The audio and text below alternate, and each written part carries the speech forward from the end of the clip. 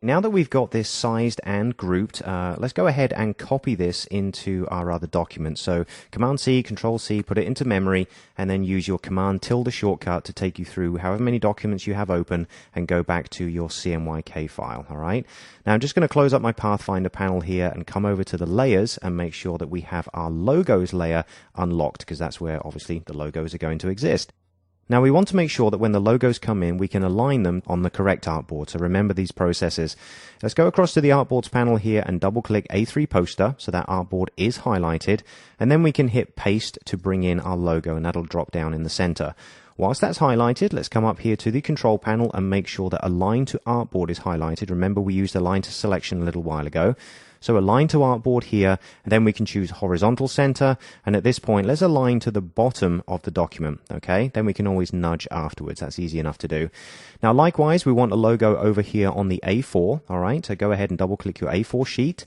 Once again, paste the logo in. Our artboard is already selected, so we can go ahead and say center, bottom, and that'll drop it down just fine, okay?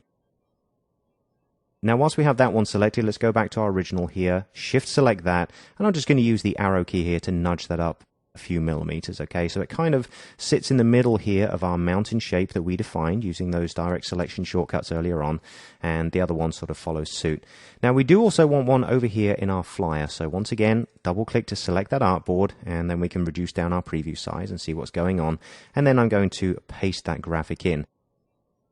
Now here's an instance where we could use our draw behind functionality again, all right? I'm just going to zoom in on that center.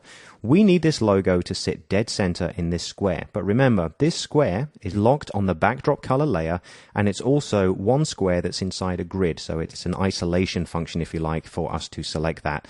Well, we do have our snap to point functions available, our smart guides, and also our draw behind. So we may as well just draw a quick rectangle, use it to align, and then delete it, okay? So a quick little studio shortcut here. Go to your rectangle tool. Make sure that our draw behind mode is selected because we're on the logos layer and we want it behind the logo just so we can see what's going on. And then position yourself on the corner of that object. Your anchor point will snap. We can drag down here and snap into that corner as well. It doesn't matter what color this is. It's just the fact that we have an object there. So go back to your main selection tool, shift and click on the logo to select that as well, and then simply click on the central square to make that our key align object, all right? Now come up to the panel and say align center and also vertical align center.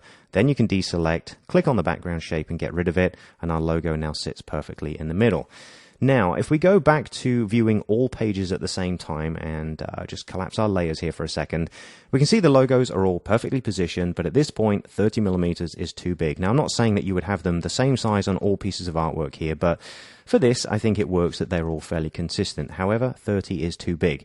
You now know the multiple ways to scale something using the scale tool or free transform. There are many ways to do it, but how about scaling them all at the same time by the same amount? Okay, this is a nice little option. Let's make sure that we select all three icons together, okay? Select the first one, hold down the shift key and select the other two. And then this time we're going to come up to the object menu, go down to transform and come across down to transform each. Now I briefly mentioned this earlier on.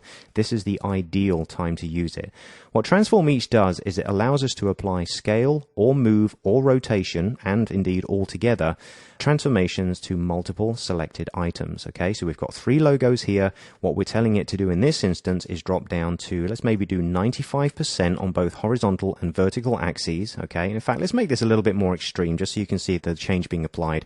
40 by 40. Okay, I've got preview turned on down here, and you can see in the background that all of these have now shrunk down to 40% of their original size based on their own anchor point. Okay, remember, if you went down to the scale tool and double clicked and brought up the scale dialog box and said 40%, the anchor point would be somewhere here in the center because it's the center of a selected area, and there would basically be a rectangle defining all of these three. So this is a really cool way to do it. Now, an additional function to this, remember we've got used to being able to do progressive scaling where we choose a certain percentage and then continue to nudge that value down until we get the right size. Well, transform each even allows us to do that. Let's make sure we change this to 90% on both axes, okay? go ahead and click the OK button, and just as you would expect, Command D or Control D on the PC to duplicate that functionality will allow us to nudge the logo size down a further 10% every time. Isn't that just the coolest thing? All right. So get it to whatever size you need it to. I think something that ensures it's visible and isn't too small and also sits comfortably in this black shape is absolutely fine. When you're done, we can deselect, and as again, we've made a good number of changes here, so go ahead and save your document, and it's starting to really come together now.